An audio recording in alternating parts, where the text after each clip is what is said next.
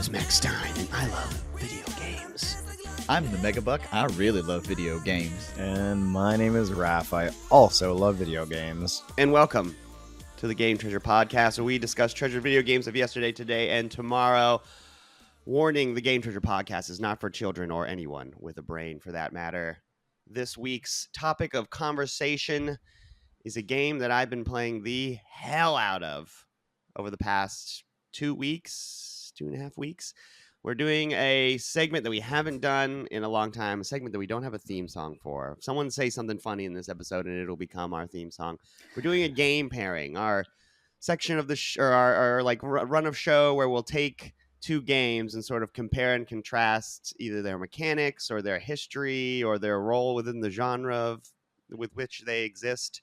And today we're doing Ninja Gaiden 2, The Dark Sword of Chaos for the NES, and Ninja Gaiden 2 Black, the brand new remake of the 2008, I want to say, Xbox 360, 2008 Xbox 360 game, which I have been loving so much. He's been obsessed with it. Yeah. I am like, this is, well, more on that later. But before we get into that, we are going to go ahead, and we haven't done one of these in a couple weeks. So, Buck, please take us back in time with RetroGameTreasures.com's Retro Zone, please. All right, imagine a tra-la-la. Let's go back in time. Retro Zone. Just for my own editing purposes, what is a tra-la-la?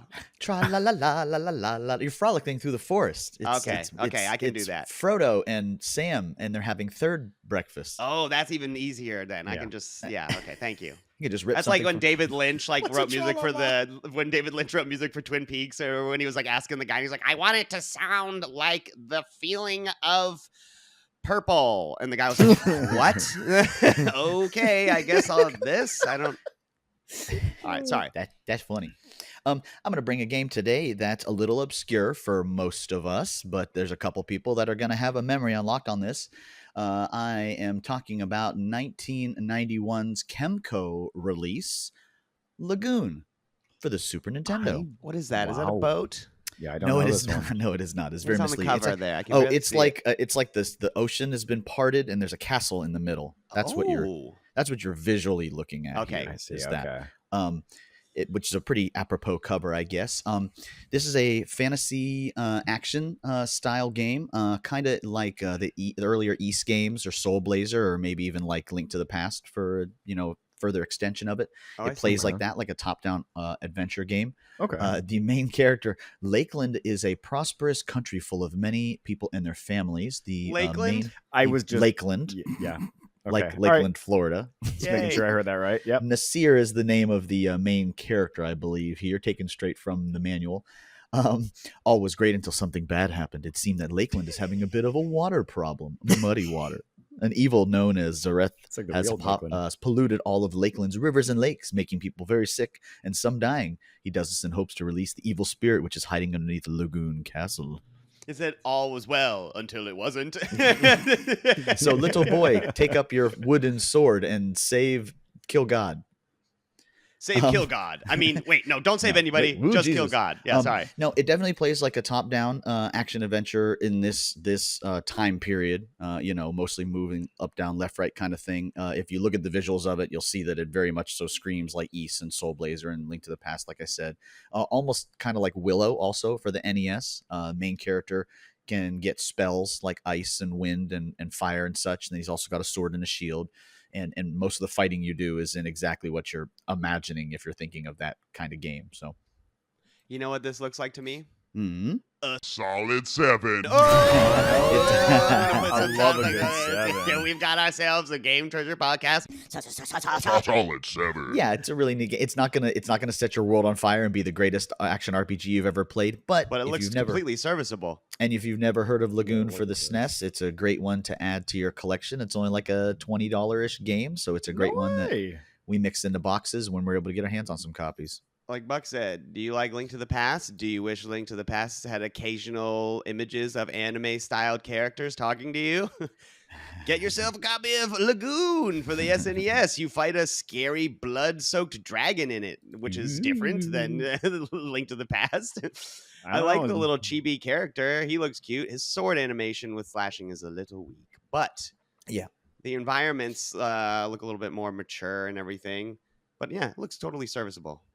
I love it. Yep. Fun game. Lagoon for the SNES. So if you go to www.retrogametreasure.com, your preferences for this, you got to have an SNES. This is an adventure action game.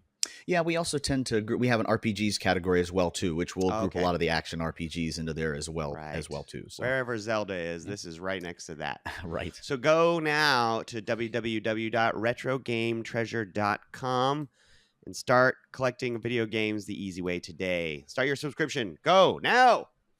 All right, we're going to take a quick break, and when we come back, we are going to talk about these two Ninja Gaiden 2s. All right, we'll be right back.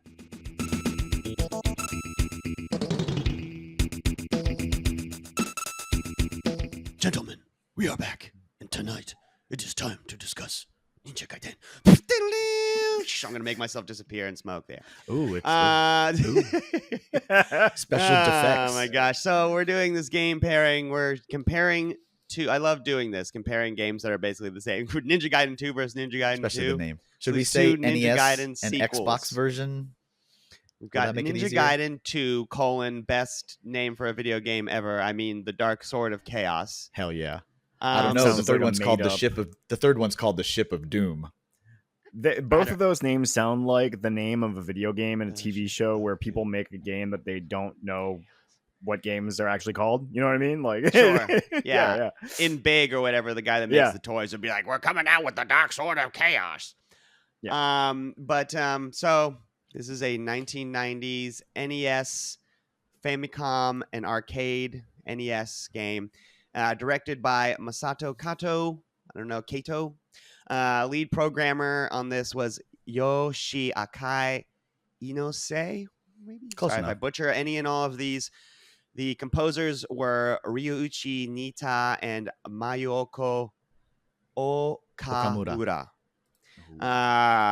So we got a copy of this in the house thanks to RetroGameTreasure.com and went over and borrowed Buck's personal copy of a Ninja Gaiden 2. We did have a copy of this growing up, but I guess Buck was saying I think that left. Our original copy left when he first started up his business. I think it is someone else's copy of Ninja Gaiden 2 now. But so I brought it home and we brought out Raph's Nintendo, hooked it up to a TV that has the coax input still available, and freshly played some. So I've got a fresh take on this. I didn't have to just rely on my nostalgia brain. So some of the technical differences that I just wanted to cover between Ninja Gaiden and Ninja Gaiden 2. That I didn't know because we didn't have a copy of Ninja Gaiden growing up, apparently. We did not. That's correct. Yeah. Ninja Gaiden 2 adds crawling to the wall clinging capacity that you have. That was huge.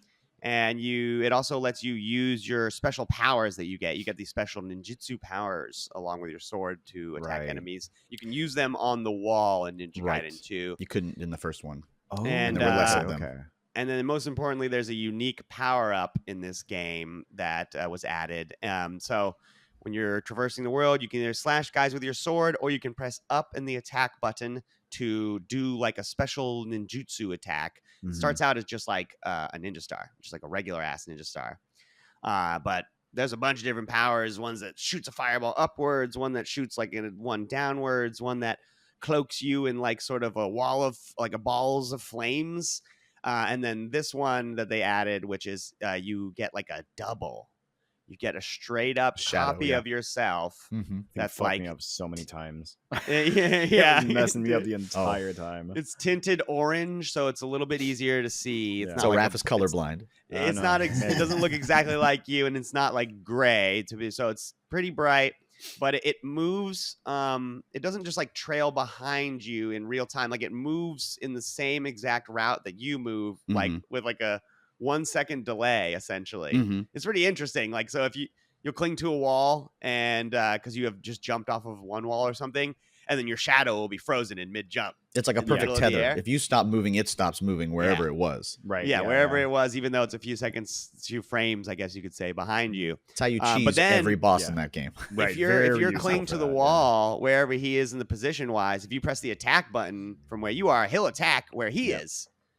So you can get like up to 3 of these clones, I think, in like a stack. So two clones, so 3 of you total. And Right, it's pretty cool. You got just, I don't know, it's cool. When you're slicing in 3 different areas, so you don't even have to think for when it comes to eliminating enemies. Whenever you do one of your ninja powers, it does it from them as well. Yeah. So if you like throw your fireball, they'll throw the fireball as well. And that is all controlled through a like a currency that you have along with your health. There's like a magic mana bar, not a bar, but it's a number, and it's like starts with like X out of 20, and then you collect ninja power over time by like slashing these crystal balls that are in the levels that contain both that ninja power and just like different upgrades like Contra or something where you pick them up. I was gonna say, you know what it's exactly like if you've never played Ninja Gaiden? It's like Castlevania, old Castlevania. It actually the hearts reminds me of the a lot currency. Castlevania, That's actually the perfect. cross and the heart and the dagger and all that stuff is just like it's exactly the same. I was surprised as to how meter heavy this game is. Like, you actually have to manage quite a few like little meters and like numbers and all this shit. I was pretty surprised by that. Yeah. So this game is pretty well received when it comes out. People are like, it's a action game everyone's been waiting for. It gets good reviews. Obviously, reviewing was a little bit strange back then because people were just like kind of like paying for reviews, and half of the reviews were from Nintendo Magazine. Go figure, they wanted you to play Ninja Gaiden. Oddly enough, I found that Famitsu gave it a very low review, which is the biggest one in Japan that's still running. It rates out of a weird criteria and out of 40 points, and it only gave this game a 25. Interesting. And I I'm would actually think curious after to see what gripes that it would have had with it. Yeah, especially with a Japanese audience, I feel like they would love it. I don't know. Right. Yeah. So let's just crack right into this bad boy with the good bits about Ninja Gaiden.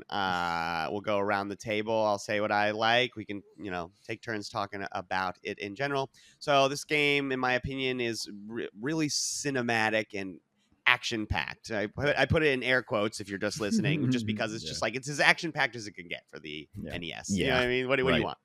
I wrote, it's action-packed compared to its competition. It starts up when you turn on the power. And this was just very satisfying. You turn it on. These games start in just instantly because it's a Nintendo game, and it just title 1990 Tecmo fades to black, and then this really kick-ass music starts playing, and then you see this really kick-ass looking guy just standing in front of a mountain, and this parallax is going on, and lightning is striking, and he's just like menacingly standing as music is playing, and then a reverse shot happens, and a ninja lands behind him, and they have a conversation, and I wrote, this video game from 1990 has an opening cinematic that made me and my girlfriend go, whoa, cool. Pretty impressive for being as old as I am. I thought the music was catchy and energetic. I think it does a good job there. When you die, you start back on the same screen that you died on. When you get a game over, which is when you run out of lives, you restart the level that you were on, which honestly, in the grand scheme of game, right? I mean, for an do you NES agree? game, it is. I think that for an NES game, I was like, oh wow, I'm pleasant. The first time I died, I went, thank you, game. That is, I was not. I thought you were going to start me. What year is it? The only, you don't know code system though, but we'll get on. That's kind of on the bad side. But you've got a pretty sizable health bar. I wrote in the good side, so.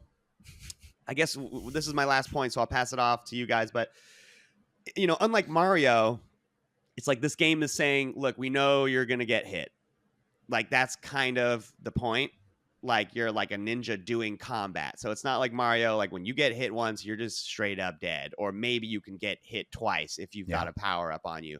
No, in Ninja Gaiden, like Raph said, you got a full health bar that you can get like more energy bits to or whatever. Like I don't know, as far as separating it between platformer and action platformer, you get a health bar, and so it feels a lot more. I don't know, it feels more. I guess that's the only. It just feels like a lot more of a game in terms of being an action platformer. Anyhow, that's kind of like a double-edged sword, but more on that later. Buck, Ninja Gaiden 2, The Dark Sword of Chaos, Mhm. 1990. You're 8 years old when it comes out. Do you play it in Hell yeah. arcade first? Do you play it at home first? Do you remember?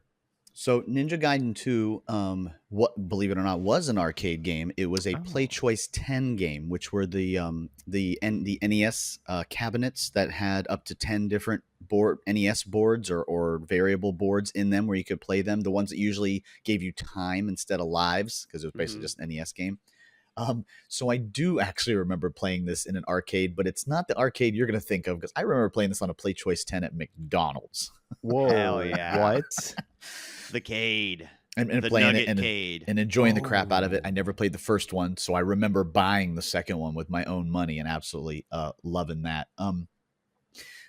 Like Max said, the music in this game is absolutely amazing. This composer is one I'd love to go over on a future episode of our music ones, because he did this and he also did Tecmo Bowl and quite a few others from It's Tecmo. very fast-paced and energetic. I guess. And I guess the No, go ahead. football game, the music in Tecmo Bowl is not that crazy, but regardless, No. energy is what I'm saying. in Sports, Tecmo Bowl, there's ninja not as many fighting. tracks, but they're good.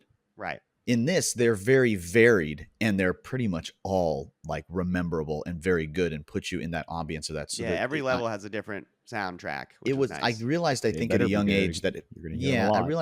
realized at a young age, I think it was important to me that games like this and Mario 2 and 3. It was important to me when a game had like really good music, as opposed to like when I'm playing Sky Kid and it's like that one tune is stuck in my head forever. Playing Sound design is so important, especially even in old especially in Mhm. old games, because the the graphics are so basic and so minimal that you've got to be listening to something fun and boppy and But satisfying. I don't think we realized that at the time, and so I think there's a lot of old games that don't get as much credit because they're like, oh, the gameplay wasn't that good, or the Right, bosses were this, or it was too hard, or it was too easy, and they didn't go, hey, but the soundtrack was holy crap. Like GamePro was one of the first ones that I think really broke it out, that sound was like its own category, sound design and stuff was its own category. This game is brutal, like Mac mentioned, but I tell you what always struck me as what made me enjoy it was the controls are really tight, really tight in this game. Like just touching your control, touching the D-pad just a little bit, you can finagle midair and everything else. Interesting. What's a bitch is that the AI is a real jerk. Like all of the monsters are positioned to murder you the first time you encounter them, and it becomes Devious a giant game game of design. science. We'll get into the bad parts in a second. Let's But just, what I'm Is that getting a at bad is, part or a good part? even as a little kid, I realized that like I have to play and memorize this. There is no get to a room and then be slick around a bird or a way a guy's moving. You have to memorize this game to get better at this game. So even as a little kid, it was like that struck me. But I liked that about it, because then I could get better and get farther in it. Yeah. Raph, what did you think about Ninja Gaiden 2, the Dark if we're- Sword of Chaos? There we go. If if we're talking about the stuff that I think is good, I kind of mostly going to repeat a lot of the points that you guys had. I think the music in this game is excellent, and like I said, it better be damn good, because you're going to hear it a lot. I mean, Mac was watching me play this morning. I have a very, very fresh take on it, because I had just played it a little while ago, and holy hell, this game is tough. I love the you mentioned the intro cinematic, and it's very anime, and I thought that was pretty cool. The other thing it's got this splash screen. That's what I was gonna say. The splash screens are super anime. I love that Before shit. each level, it's like this Right. this Diddle-dee, woman like in this dee, like dee, pose, dee. like I don't know. It's in my brain Yeah. forever. It's very good. Yeah, I actually kind of dig the devious game design, honestly. Like the difficulty, it's hard. Obviously you've got to like kind of memorize the levels, but it's smart. You see what the developers were doing, like that area with the what's up? No, I was gonna say on that note, that's almost like a plus, that the levels really are designed meant to be run through once you can get the controls. Because I'm going to put the controls in the bad category, but more on that in a second. But like you'll come across an area where there will be a crystal ball, and inside of it is the power up that lets you shoot at an upward arc. Right. Mhm. And you need to pick that up because what you don't know is Right, you are yeah. about to run into an area that is going to have a bunch of enemies come at you, and they are Yeah. going to spawn in an arc that if you have that weapon, you'll clear that shit out in one blow. If you Memorization. didn't hit Yeah. that thing and pick that up and you triggered that, you're fucked because now you're going to have to deal with 2 of the Ninja Gaiden 2, the Dark Sword of Chaos NPCs, and they're Yes. fucking rough, dude. They will whoop your ass. The part of the devious game design that I think is actually hilarious in this. I'm just gonna dip just a little bit into the cons here, but that fucking Jason Voorhees looking motherfucker, Yeah. that guy. He would sneak up behind me sometimes, but that specific area where sometimes you'd get hit by a projectile in front of you would launch you backwards, and then that guy would be running up behind you, hit you, and then you get bounced into another projectile. This is a perfect segue of just like what I think is just like makes the game quote unquote hard or bad. I'm going to use the word bad, but it's not a bad. This is just how games were. Anyhow, right? Yeah. No, there's no password system. Mm-hmm. So while the whole game over dying thing is quite lenient, like you have to beat this game all in one go if you want to beat it. So it's just like, oy, that's rough. I wish I had a password system. That'd be cool. And you know, it only takes about 45 minutes from beginning to end if you know what you're doing. Right, if you know what you're doing. Which, like Buck said, you get really good at the first couple levels as a kid if you own it, and then maybe Simon says, the last few. But I just think that the biggest downfall to this game compared to its contemporaries is just the controls are very clunky, if I'm being honest. Like Mario, it's like, well, you're comparing it to the granddaddy. He's like, I know, I'm just saying Mario is an example of like that is tight as fuck feeling. You know what I mean? Whereas like in Ninja Gaiden, when you jump off a wall, you cannot fall straight down. Mm-hmm. You can crawl all the way down to the bottom of the ledge you're on, and then you'll fall off it. But the only way to get off the ledge is to jump off of it. And the only direction to jump off of a ledge is in the opposite direction from the ledge.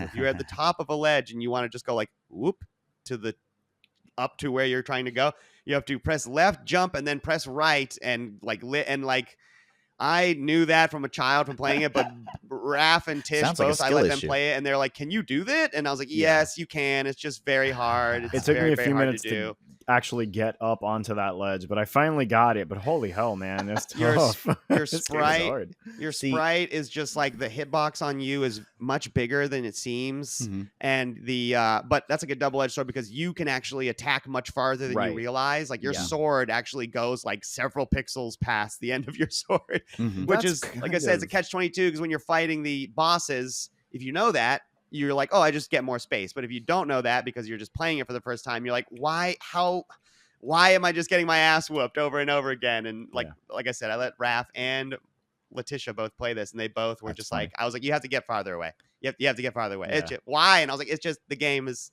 your sword is longer than you think it is. You have to get farther away. But guess what? His health bar is right there in the upper right-hand corner. So you know exactly when you've gone far enough. You know what I mean? It's not like it's hiding his health.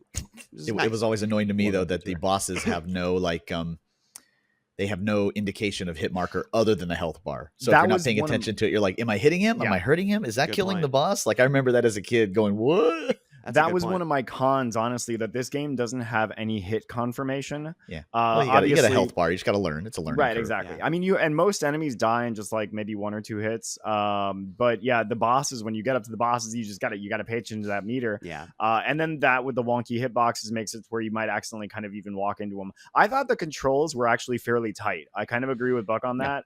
For me, it's mostly the hitboxes were a problem. Like the controls being... Okay, the wall jumping sucked though. I'm not gonna lie, that I did not. It's a like. level design thing. Fine. It's not a control thing. It's a level design thing. Because in my head, when I go bad controls, go play Kid Icarus, go play Ice Climbers, and be like, this is bad controls. Holy shit! I kind of like Kid Icarus, but the controls I take are it ass. back. They're right. It is because ironically, when I'm thinking when you wall jump. If you immediately let go of the direction opposite of where you're jumping, you will in fact just jump straight down. Yes! So the only way to technically jump straight down is to immediately let go, which is, again, it's like a catch. But I get what you're saying. That it is frustrating and it's a learning curve thing. Yeah. Oh yeah, for sure. Yeah, it's definitely one you're supposed to play many, many times.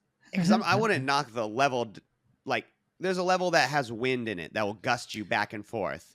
And It's like half frustrating and half kind of cool. Where I'm Yeah, like, it's it cool. is. You got to run with the wind to get the big jumps on certain parts. So there's some jumps and some parts in later levels. One in particular I can think of because I just watched a video to have it fresh in my mind, where there's a ladder on one side and a wall on this side, so you can go from one to the other, and there's a platform down here, and you can't drop from this and get to the platform because Yeah, it's you too can't far to drop the side. through, You have to go here platforms also and in then this game. jump. But when you jump, you actually jump through part of this ladder, and the game doesn't have you grab onto it, and that's how you get to the platform. And your brain goes, no, he'll grab the ladder if I do that. And it's like, no, that's the only way to get Right. across to that platform. Some strange finicky things with the wall jumping there. Yeah, Yeah. just a little bit. Yeah. It's For a trial and ninja, error. Like I you know, said. you play as a ninja. But I was like, this game could have also just been called like Samurai Gaiden. And I feel like it maybe, you know, like, because he doesn't move particularly fast. There's no dashing. Mario runs faster than Ryu Hayabusa. You need more But- patience. No, than That's why boldness. the enemies are so slow on screen to show you relatively how fast Ryu is. There it is. Speaking there of it is. slow enemies, man, fuck the enemies in this game. They are so fucking hard. I wrote, fuck the little red rolling guys. Yes, those guys They suck. are. I realize now that the cows from Nimpec are kind of modeled after these guys, because what they Mhm. do is they go from being vertical to doing like a little roll. Yeah. So you have to duck to attack them at times that are predetermined. So you have to just memorize when they're going to do it. It's very difficult. There's this red guy that throws knives straight down. He like jumps, and could be a boss, and he's just a regular ass guy. And the worst part about these enemies is this: there is obviously areas in the level that trigger the Yeah. spawning of the enemies when you pass So them. if you walk back and walk back If again, they you respawn. double back Yeah. in the process of fighting said Yeah. spawned enemy and then walk back, you will spawn another one of those enemies, and now Yeah. you're fighting 2 Hawks. Now you're fighting 2 Jason Voorhees. Yeah. Now you're fighting 2 crazy red knife guys, and it's just like, or if you kill him and then accidentally double back because another thing is chasing you, Yes. and then come back, guess what? Now you got to fucking fight the knife guy again. And it's just like, Well, that's what You I will mean. get You get stuck juggled in by a- enemies sometimes. you will get stuck Yes. in a Yeah. loop of Yes. getting fucked by the same Yes. bird Yes. for like 2 minutes. And it's just like, oh The my God. Ninja Gaiden is just like Mega Man. The bosses are not super hard. It's Yeah. getting to the bosses with enough health, because the level is Right. the real challenge. That's my problem, All those yeah. characters, everything in the level is there. Yes, and you 100%. I comparison. agree with you. You know, those flying things make me want to punch a baby, but Yes. the bane of my existence, man, I can't get over how angry they make me. They make me want to push the controller into my brain through my nose, man. Fucking Jason Voorhees, you stupid motherfucker. He's rough, man. Yeah, there's just a straight up funny. red jumpsuit clad, like mask wearing guy that runs fast and then he jumps at the worst time. Yeah. Whenever that have- is, it's that. If you have your doppelgangers, sometimes he'll run through the doppelgangers and you kind of don't see him until the last second, and then He he'll runs just fast as swipe you hell, in the too. ass. Yeah. Yeah. Skill issue. Yeah, straight up. I'm not good at this game. It's But- fun though. It's really good. Yeah, I'm surprised. I would say good. I would like say it. if you own a Nintendo and you're a collector, you should probably own a copy of Ninja Gaiden 2, The Dark Sword of Chaos, because Oh, it's yeah. it's pretty good for what like it's definitely if I was a kid at this time, which I was literally born in this year, but if I was 8 years old like Buck, I would see where it'd be cool to be like, yeah, Mario's cool, but in this game you get to play as a cool ninja, and do you hear this cool like actiony like Yeah. adult music, and there's this cutscene where this guy's got a gun and he shoots this guy behind you like he's like a saves your life with I don't know. I could Yeah, see so where cool. it would be Yeah. like, oh, this was really cool Yeah. compared to some of the other like Kid Icarus, where it's just like, no thanks. Ice Climbers, like, no thanks. Ninja Gaiden 2, The Dark Sword of Chaos, pretty cool. So let's I think that's all I have to say about that game as it stands alone. Let's talk about Ninja Gaiden 2 Black, the Oh, yeah. remake of the 2008 Ninja Gaiden 2 for the Xbox 360, developed by Team Ninja, published by Microsoft Game Studios. This game is made by a bunch of people, because at this point in history, games are starting to be made by a bunch of people. So I'm not going to name them all, but the one I just wanted to lead game designer is Tatsuki Tsunoda. My first note on this game is this game kicks ass. I just wanted to say that right off the top. So this is the same story, different day. You play as Ryu Hayabusa beating the shit out of a bunch of demons / ninjas A girl gets kidnapped. It's like, oh with wait, your this is just the same trusty thing. dragon sword and ninja powers. So it's just like that. Actually, that description describes both of these games. They have not changed, which is kind of cool, I thought.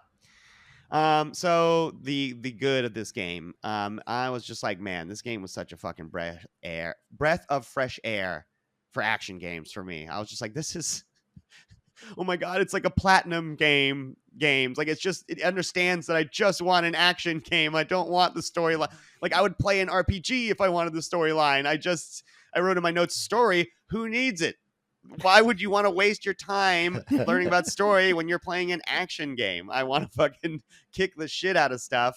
That's funny. And the comical levels of gore in this game combined with this, I love it.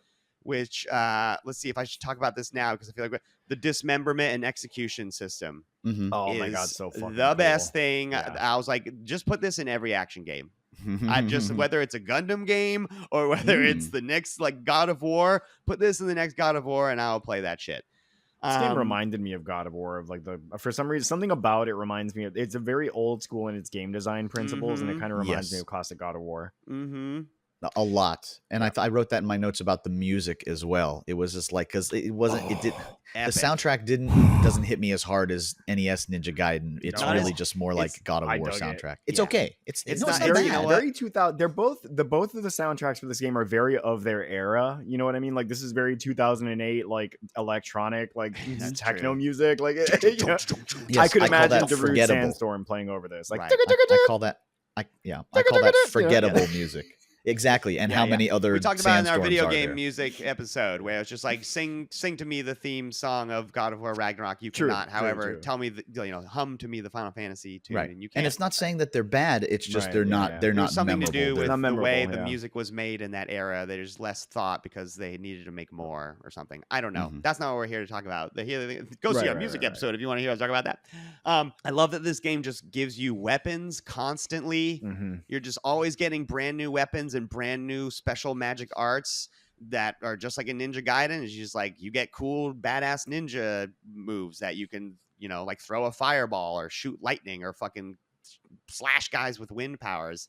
And in this game, they just give them to you at a clip, and then you can just equip them like whenever you want, and then press 2 buttons to like deploy them. So it's not they like get rid of the whole attacking things to get them to poop them out, so you can equip them.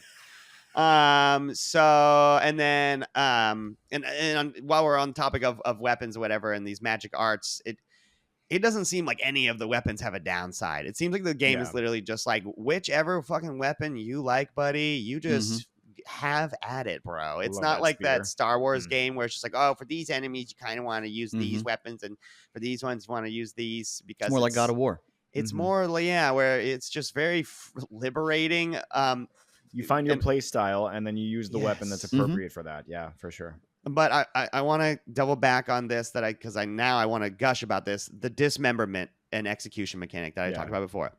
So what I was talking about is when you are attacking an enemy, there seems to be a random chance that with every attack you will sever one of their limbs.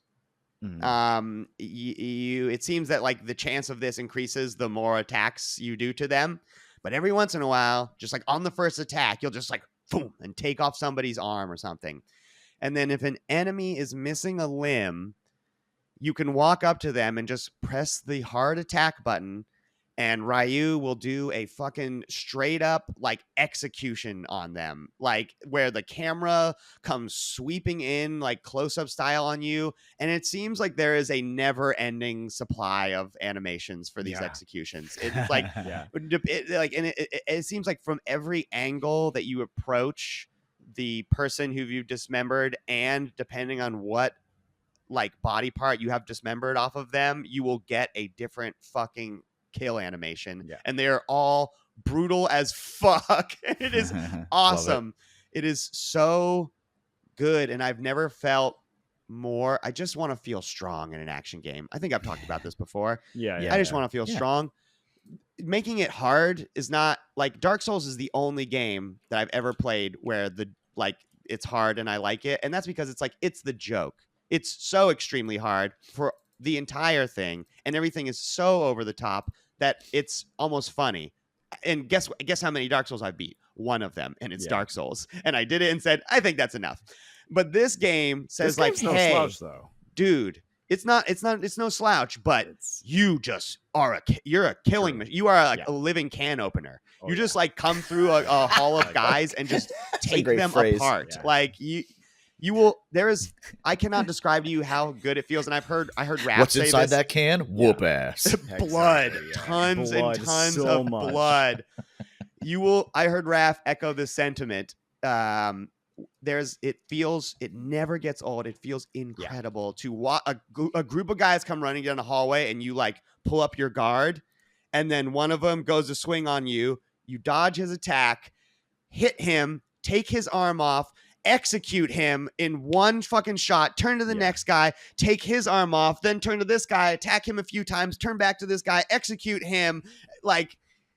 It feels so good every single fucking time. And you will do it to every enemy. A big squad of giant demons will come jumping out at you. And every once in a while, the first one that comes up, you'll just fuck that guy up so hard. You'll just walk right up to him and just and just blood just goes spraying out of him. And you're just I am the strongest person on the planet. I am literally the coolest guy. I am Goku. You're the dragon ninja. It's so good, dude. Honestly, my favorite part of the combat is that whole dismemberment system combined with you get a charge attack later on. You charge the blade and then you run up to them and just a flurry of blows. You can hit a group of them too, and just flurry of blows. They're hacking arms off, limbs are flying off and shit.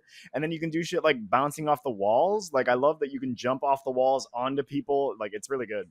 Yeah, there's a series of buttons you can do to jump off of the heads of your enemies. Yeah. And there's lots of wall jumping. They kept this sort of spirit of Ninja Gaiden there. This game has a bunch of different weapons. They're all kick-ass. I like the nunchucks. They've got little kunai on them. I just unlocked the Kusurigama. I'm waiting for the game to stop introducing weapons. I was just oh yeah, I really like the nunchucks. Oh shit, Kusurigama's my favorite ninja weapon. Oh my god, this is amazing. But yeah, the dismembering is incredible, and the air juggling and the suplex, the air suplex that he has from Dead or Alive is in this game. It's fucking, it whoops ass. Pile driver. Yeah.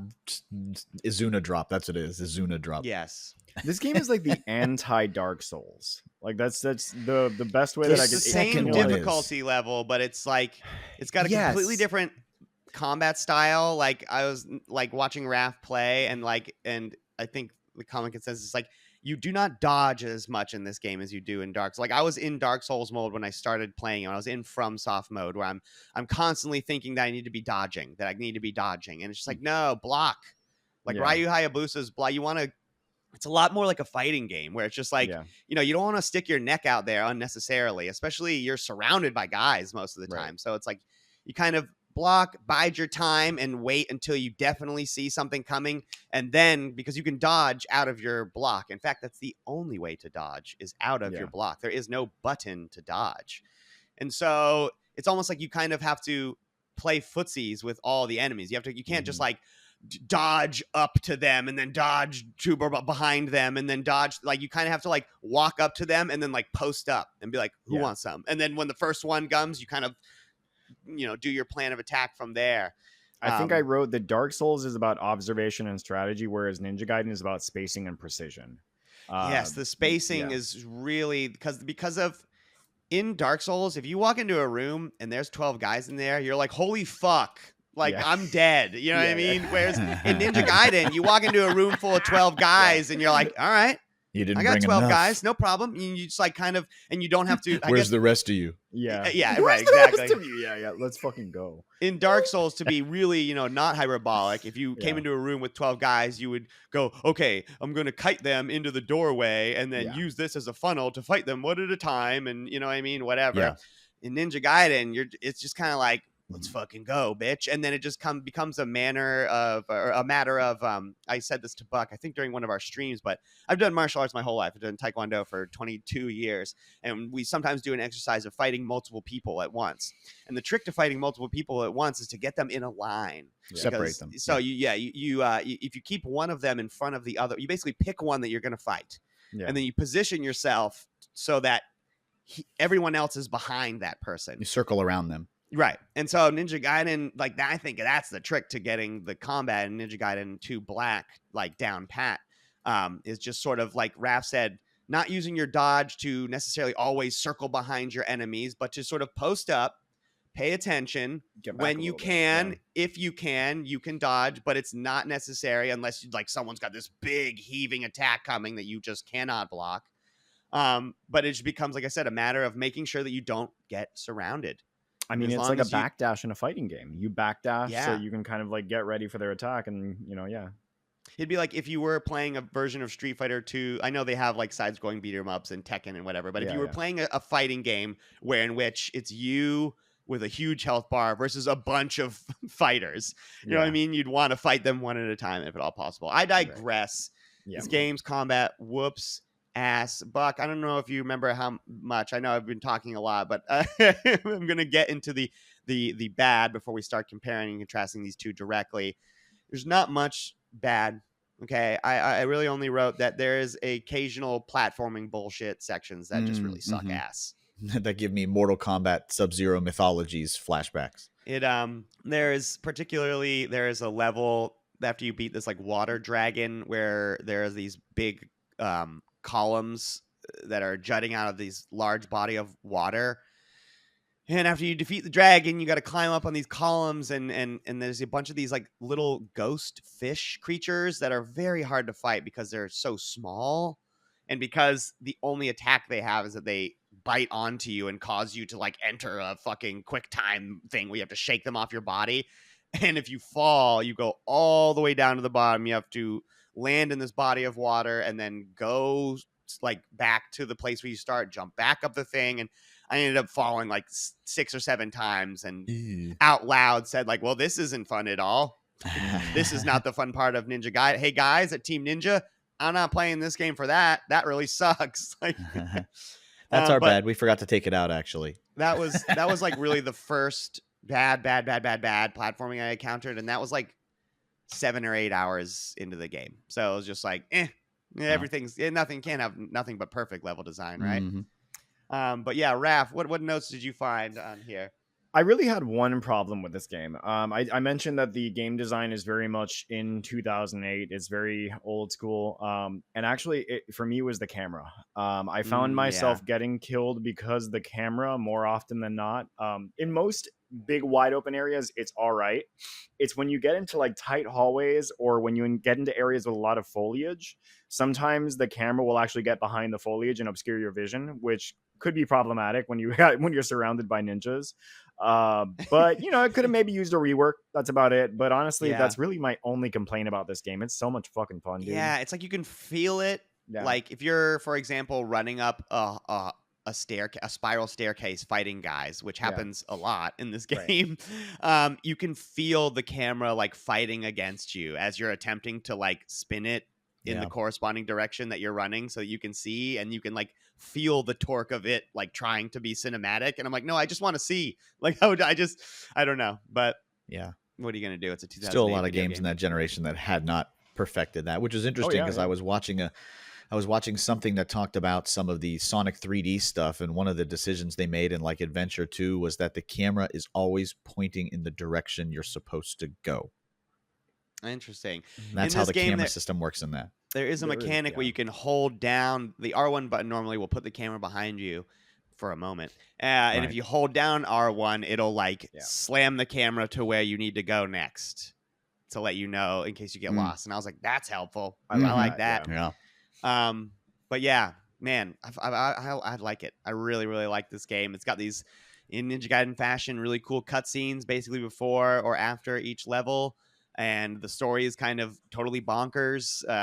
There's a moment where this very femme demon man is like in love with the Statue of Liberty. Oh yeah. And that was really fun. And I was like, this is cool. I like this game. And the only way to get like any semblance of the story is to read the little paragraph interstitials between the chapters, because otherwise the game is just like, just go fight, just have fun killing stuff. It sounds like a very yeah. Kojima thing, having a very like effeminate demon having like be in love with the Statue of Liberty. I know. And the game is talking about how like the CIA is looking for Ryu Hayabusa, and I was like, this is cool. I was like, this is really stupid. That ties into the original. If you remember Irene, the character Irene, she was a CIA agent. So that was really just Tecmo being lazy and just rehashing the same shit again. Right. I mean, when it comes to comparing and contrasting these two games, listen, they both do a good job like maintaining the spirit of Ninja Gaiden. Obviously, 1 to 2 didn't suffer from two-itis, that thing that we talked about where back when video games were first starting, they were like, should the sequel be different or the same, or what do we do? Instead, they were just like, let's just make Ninja Gaiden, but better. Mm-hmm. And then Ninja Gaiden 2 Black, it still continues the consensus of like, let's just make Ninja Gaiden, but better. What is Ninja Gaiden? Cool music. Mm-hmm. You're a ninja doing cool ninja action. Like, why do you specify? Well, because if I say ninja, you might think stealth. Nope. No stealth in this game, baby. You are just whooping ass. Not Tenchu. You've got cool powers. You go through a level and then you fight bosses. And they just have stuck to that format. Buck, do you have any notes that you'd like to bring about when comparing these two? Or I really like the fact that it is set in a similar timeline, and what I mean by that too is in the original Ninja Gaiden, you kind of get this semblance of like, okay, it's in present day, but there's some like futuristic-y kind of stuff going on. Like even in the remake one, you see when there's lots of like drones and things like that. Yeah, right. Excuse me. And in 2008. We didn't have drone issues like we do today. Right. So having things like that was, again, very Metal Gear-y to see around that kind of stuff. So it's like a pseudo, not quite cyberpunk, but somewhere kind of in the middle. Ninja it's its own little aesthetic. And the fact that we still had those ninjas as well, too. Like I said before, the music didn't hit me as hard in this one because, man, I mean, the original is such Bit Brigade has done Ninja Gaiden as shows, and that's how important that music is as well. Yeah, the first or the wind level of Ninja Gaiden, the first one with the wind is great. Yeah, it had a hard road sitting in front of it because it set a lot of precedents back in the day, and so to bring it back again, just trying to do that again. That first re-release Xbox One was very hard. Ninja Gaiden. And I remember it turning off. Yeah, I remember it turning off a lot of people, myself included. I didn't play Black original, the second Ninja Gaiden because I thought, oh man, they made them too hard. No, it's not my bag. And it's like, no, they made them easier, more normal again, at least, not as frustratingly difficult like Devil May Cry 3. Yeah. I was gonna say I remember that Ninja Gaiden for the Xbox feeling like Devil May Cry 3, and I don't know if that was just because I was a kid. But this one has not felt like that at all. And so I don't know if that's just me getting older or if, like you said, or if they just like, well, let's just make the game easier for the love of God. I don't know if the execution system was in that first one, but I cannot emphasize enough how much it helps clearing out a room of guys when occasionally you can just like one-shot them. I didn't mention this. Oh, my God. I'm so sorry. Just to double back. When the enemies are missing a limb, by the way, because like, Mech, what's the downside? When they're missing a limb, they get access to attacks that they do not normally have when they have all of their limbs. What? So, for example, you're fighting a bunch of ninjas and they're fighting you, but if you cut off one of their limbs, they just go into suicide mode and they'll do an attack where they just jump on you and blow themselves up, and it does a ton of health to you.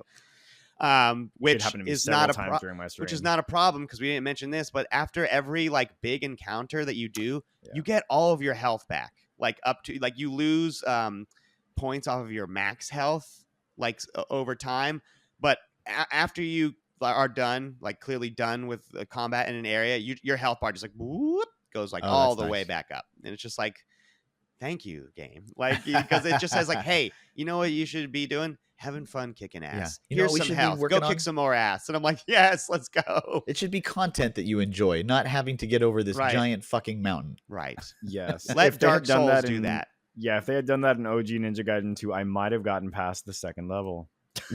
Yeah, right. Oh man, 8-year-old me got past the second level. Come on, Raph. Dude, I'm not good at Ninja Gaiden. He only played man. it This for a game couple. is- He only played it. For Yeah, like I an only really hour, played yeah. it. This is my first time playing it, like literally an hour before doing this. That's Yeah, funny. yeah. He got through the first level surprisingly fast.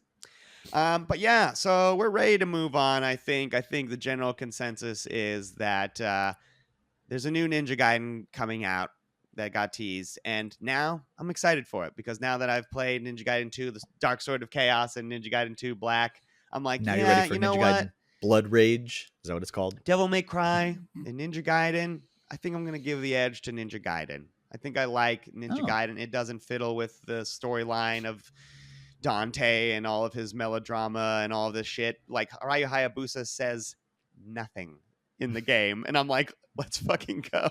He just kills stuff. Because Silent this is an action protagonist for game the where you win. play as a ninja. Let's Hey, I fucking go. have a fun little side bit here for you Spotify video and YouTube kids. I figured out why you guys had so much trouble. You didn't have the instruction manual.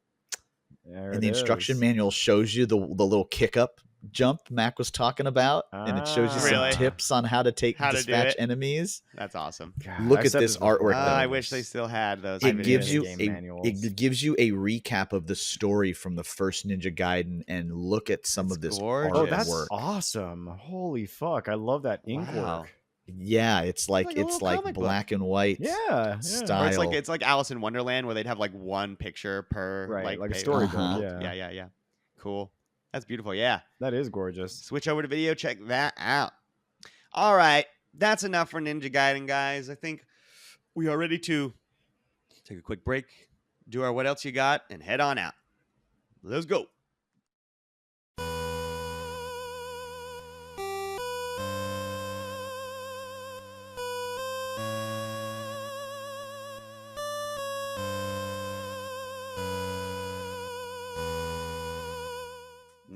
Ninjas, we're back.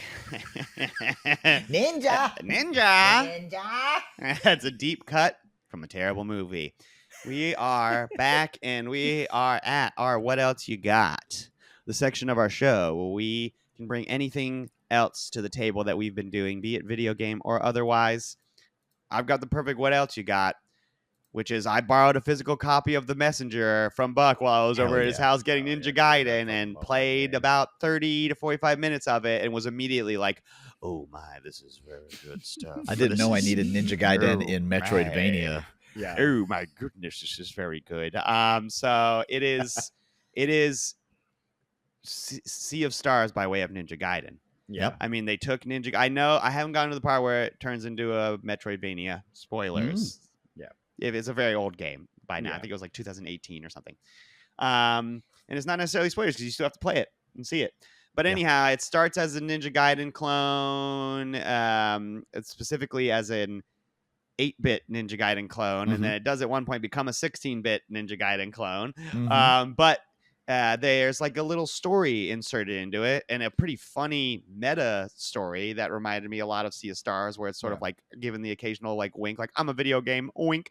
And it's written well, it's written competently, something that I am very harsh on, but like just like it's very smooth and natural. It's the game is a Ninja Gaiden type that starts with some guy talking, which I was like, ooh, watch out, game. What are you doing? You're inserting storyline into my action game. But then like he says just compelling. It's written well. It's a guy who is waiting at the shore for someone to show up because he's been instructed to do so. And then he talks about how what's going on in his village is different because of this and that. And I was just like, oh, interesting. There's like a storyline in this game. And then you move to the right through the training area and they give you a little bit more. And I was just like, oh, cool. And especially after having just played Ninja Gaiden 2, the Dark Sword of Doom, or did I get that right? The Dark Sword of Chaos. The Doom Dark Sword is of Chaos. the ship of Doom in the third one. The I Sword was of like, Chaos in the oh second my one. God, they fixed everything that is bad about Ninja Gaiden. You can Yeah. wall jump Yeah. straight up if you want. You still can't, just from the wall, can't climb over that lip, a la Prince of Persia, for Right. example. Which I was like, that's an homage to the fact that you can't do that in Ninja Gaiden. It simply must be. This is on purpose. But it's got a skill tree in it where you collect currencies and you can get like more abilities, and it's really cool so far. Immediately you're introduced to a character in the save room that is essentially like, it seems to just be the creator of the game has inserted himself into the game, like how Grant Morrison does with his comic books. And specifically, you know what? I'll say this. There's a cabinet in the game, and if you go to open it up, the guy will tell you not to. And I say that you should, in fact, keep trying to open it up until you get those dialogues to repeat. Because he says a thing that's supposed to, he's like, oh, I'm going to say a really long, boring philosophical thing, but I read it and I almost cried because I was just like, oh shit, this is the creator. I'm literally tearing up now thinking about it, but this is the creator obviously playing this character, and he's letting you know like some of how he feels about the making of this game. Right. And it was just like, wow, this is like, I haven't been playing this game for 30 minutes and I'm already just like, this is very impressive. That's a little bit of, you need to keep playing the game, and a little bit of, you got to play Sea of Stars. Oh, yeah. Well, I know, because this character is also in Sea of Stars, which I presume, again, is just like this awesome foil, or not foil, but this vehicle for the creator to be in the game. I love that. Alan Moore does that too, and I'm just like, fucking let's go. But yeah, I definitely want to keep playing more. Like I said, it's Ninja Gaiden, and they fixed everything that was bad about it, and then gave it more. And then Eric Brown does the music, and it's so fucking good. Really Holy shit! It's absolutely incredible. It just is. When I started, there was a scene happening, and I just said, God, there's so many notes. And Raph was like, well, yeah, there's some talking. And I was like, no, not the talking. There's so many notes in the track. There's like this. Right. It's like, and I was like, this fucking shit. He's my favorite video game music maker. Certainly in the modern day. Yeah, he's just an absolute baller. He's insane. So yeah, that's my what else you got. The Messenger. I would like to keep playing it because it's very good. Very nice. Buck, what else have you got for us this week? My what else you got is also for Venny, because one of the things we're doing a little bit together, but he is starting back streaming. They will have already started by the time this episode airs. You can catch him on Monday and Wednesday nights. But I'm super excited because he inadvertently scheduled his return stream the same day that Dead by Daylight's 2v8 mode comes back. Nice. And it's Resident Evil themed. So we are running Nemesis and Wesker all night. Hell yeah. What date is that? Monday, the February 10th through, I believe, the 25th is when the event runs. Okay. And then he'll just be streaming regularly on Monday? He'll be back to streaming on Mondays and Wednesdays again, which will be great because then we can just start bouncing back and forth again between podcast and streaming stuff, helping support his stream. MrVenacore.ttv, is that? Yeah, whatever that. I mean, you can just look it up on Twitch, right? Yeah. You don't go directly to the URL. Just follow him, and then it'll let you know when he goes live. Perfect. Nice. Raph, what else have you got for us this week? Well, I played a game this week. A nice, cheap little game that I found on Steam was recommended to me by a friend of mine called The Rangers in the South. It was developed and published by DPA Studios, released on January 9th of this year, 2025. And this game is like a roguelike / Diablo-like / Vampire Survivors-like that's got cool 2.5D pixel art. It's got a cute little art style. Basically, the premise is that you are rangers, and you are a ranger, and you have to go out into the wilds and kill goblins and monsters and such. And okay, I was gonna ask what kind of ranger. So like a bow ranger. Yeah, like a ranger. Yeah, like not like a Walker Texas Ranger. Right, like a Lord of the Rings. I think it'd be more because it doesn't look like you're limited to bows. I think the premise is that you are a person who tracks land and keeps, observation. Yeah. You have a little not village. Not like the D&D class. Yeah, you got like more a little like the village. literal version. Right, you start off in this tiny little village in the south, and then you can leave the area, kill monsters, and as you kill monsters, you get stuff to level up with XP.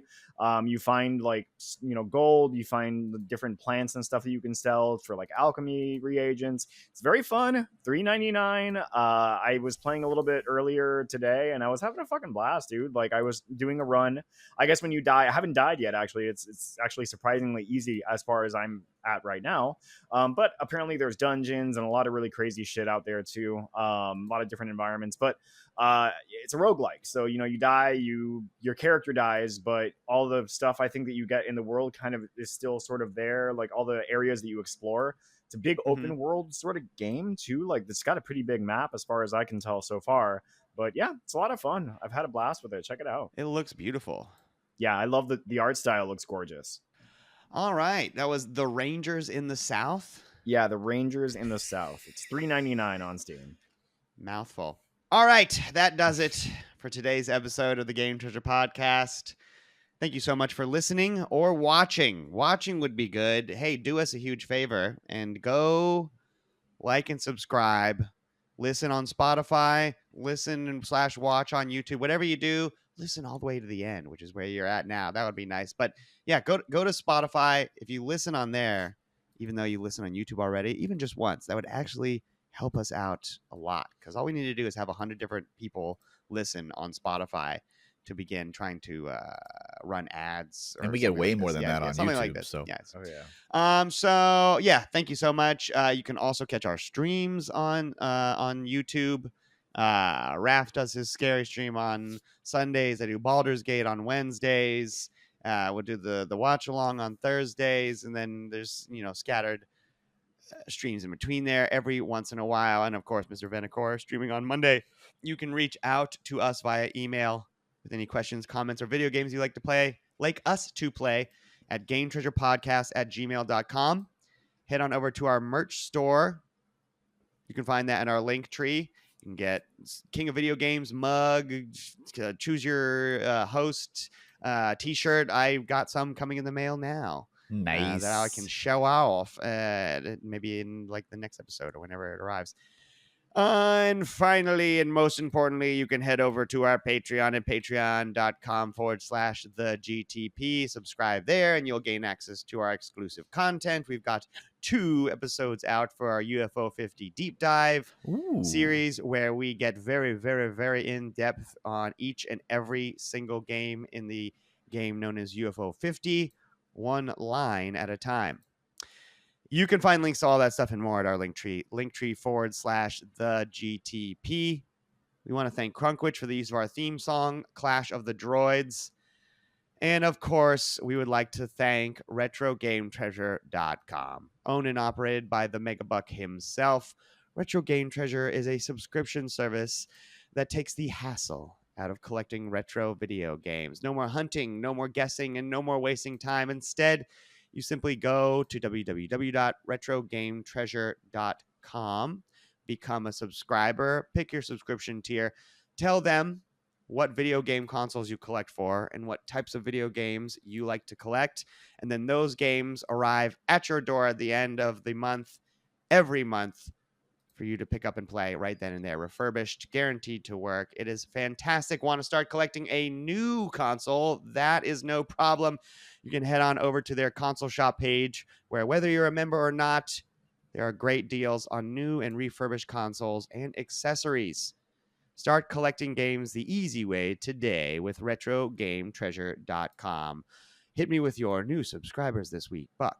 Oh, this week we welcome Raymond Ray, Danny Sandin, Devin Gallagher, Melanie Sloan, Anthony DeSante, and Matthew Fetzer. My name is Max 9, and I love the Game Treasure Podcast. It's so bad. It's so bad.